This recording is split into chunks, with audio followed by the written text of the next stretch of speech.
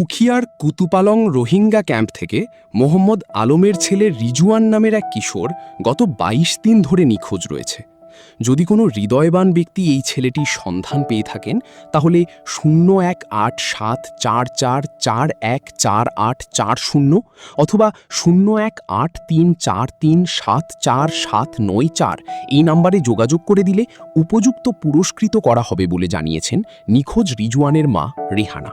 2 নম্বর ছেলে মানে নাম হচ্ছে মোহাম্মদ রিজওয়ান, বাবার নাম হচ্ছে মোহাম্মদ আলম, আর নাম হচ্ছে ইয়াসমিন।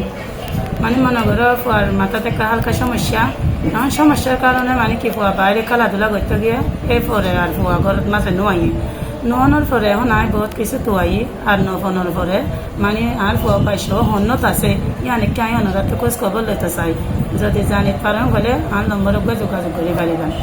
আর পাইছো যদি সম্ভাবনা যদি কেউ যদি পাইতে পারেন সম্ভাবনা আয় অনুরাধে কেউ দিও মানে পরিষ্কারই দিয়া যায়।